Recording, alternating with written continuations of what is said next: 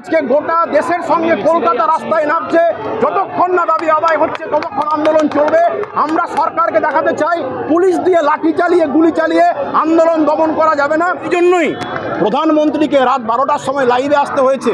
এই 12 বছর ইতিহাসে প্রথম যে প্রধানমন্ত্রী সাংবাদিক সম্মেলন করতে ভয় পায়, সে আজকে রাত 12টার সময় লাইভে এসে আজকে দেশের ছাত্র যুবকদের সামনে বার্তা দিচ্ছে। এটা গণ আন্দোলনের চাপে। আমরা দাবি করছি অবিলম্বে কেন্দ্রীয় শিক্ষামন্ত্রী পদত্যাগ চাই।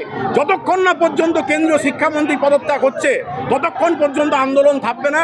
এই আন্দোলন আজকে গোটা কলকাতা থেকে প্লাবিত করবে। আমরা পশ্চিমবাংলার সমস্ত ছাত্রছাত্রী, শিক্ষক, অভিভাবক, নাগরিক সমাজকে আহ্বান জানিয়েছি যে এই মিছিলে সামিল হওয়ার জন্য। 3টে দাবি আমাদের। এক, কেন্দ্রীয় শিক্ষামন্ত্রী যে আজকে পুরোপুরি ব্যর্থ।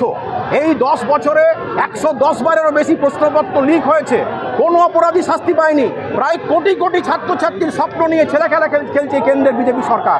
সেই জন্য কেন্দ্রীয় শিক্ষামন্ত্রী, যে শিক্ষামন্ত্রী অপদার্থ, সেই শিক্ষামন্ত্রীকে অবিলম্বে পদত্যাগ করতে হবে।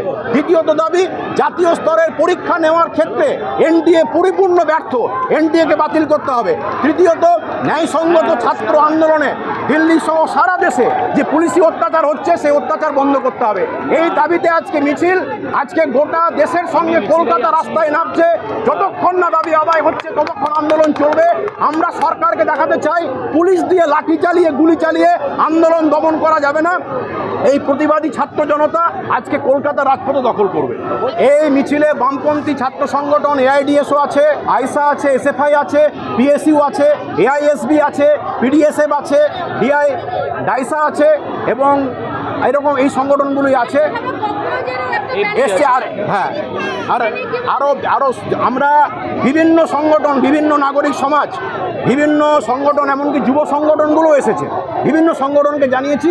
ফলে যারা এই দাবিটাকে সমর্থন করছে, এই 3টে দাবিকে, সকলের মিছিল, সকলের প্রতিবাদ, সেই আজকে সংগঠিত হচ্ছে। ফলে যারা আসবে আমরা প্রত্যেককে অনুরোধ করব যে মিছিল আজকে কোনোরকমভাবে যাতে মিছিলের শৃঙ্খলা, এই মিছিল যাতে কোনোরকম উত্তেজনা না ছড়ায়। আন্দোলনকে সমালোচনা করছেন, তাদের কাছে গোটা দেশের মানুষ বার্তা দিচ্ছে যদি এই আন্দোলন যদি সঠিক না হতো তাহলে এত মানুষের সমর্থন, এত ছাত্রছাত্রীদের সমর্থন হতো না। আন্দোলনটাকে ভাঙার জন্য চক্রান্ত করছে। সেই জন্যই প্রধানমন্ত্রীকে রাত 12টার সময় লাইভে আসতে হয়েছে। এই 12 বছর ইতিহাসে প্রথম যে প্রধানমন্ত্রী সাংবাদিক সম্মেলন করতে ভয় পায়, সে আজকে রাত 12টার সময় লাইভে এসে আজকে দেশের ছাত্র যুবকদের সামনে বার্তা দিচ্ছে। এটা গণ আন্দোলনের চাপে। দেখুন, এইভাবে শুধু মানে একটা ভয়ানকভাবে অত্যাচার নামিয়েছেন আন্দোলনটাকে দমন করার জন্য। তা সত্ত্বেও যেভাবে গোটা দেশের ছাত্র যুবকরা রাস্তায় দাঁড়াচ্ছে, প্রতিবাদ করছে, এটাই আমাদের কাছে অত্যন্ত অনুপ্রেরণার। এই লড়াই আরও দীর্ঘস্থায়ী হবে। পারমিশন আছে, আমাদের পারমিশন আছে।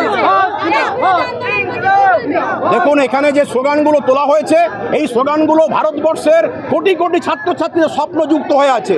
এই স্লোগানে যদি দেশবিরোধী হয় তাহলে আমরা দেশবিরোধী। আমরা আজকে প্রশ্ন লিকের প্রতিবাদে কেন্দ্রীয় অপদার্থ যে শিক্ষামন্ত্রী, তার পদত্যাগের দাবি যদি তোলা দেশবিরোধী হয় তাহলে আমরা দেশবিরোধী। তাহলে দেশের এত লাখ লাখ মানুষ, কোটি কোটি মানুষ যারা আজকে আন্দোলনের রাস্তা, তারা সকলেই দেশবিরোধী। দেখুন, স্পষ্টভাবে এই বিষয়ে যে দাবিতে আন্দোলন হচ্ছে, এই আন্দোলন, এই দাবিগুলোকে রেখে গোটা দেশের মানুষ, গোটা দেশের ছাত্র জনতা রাস্তায় নেমেছে। আমরা মনে করি আজকে বিজেপি বলুন, কেন্দ্রীয় সরকার বলুন, যে ন্যারেটিভগুলো দিচ্ছে এগুলো আন্দোলনকে ভাঙার চক্রান্ত, এটা ছাড়া কিছু নয়। আমি বিষ্ণু, এইটা একমাত্র হয়েছে আন্দোলনের চাপে। আন্দোলনের চাপে মোদী সরকার ভেবেছিল যে আন্দোলনকে আমরা দমন করে দেবো, বা এই যন্তর মন্তরে যে আন্দোলন শুরু হয়েছে, বা যে দাবিগুলো গোটা দেশের বামপন্থী ছাত্র সংগঠনগুলো বহুকাল আগে থেকে তুলে এসেছে, সেই দাবিগুলোকে কর্ণপাত করেনি। কিন্তু আজকে যখন এই আন্দোলনের পাশে গোটা দেশের মানুষ, গোটা দেশের ছাত্র সমাজ নেমেছে, আন্দোলনের চাপে বাধ্য হয়েছে মোদী সরকার এই পরিকল্পনা গ্রহণ করতে। বলে আমরা মনে করি আন্দোলনই একমাত্র রাস্তা।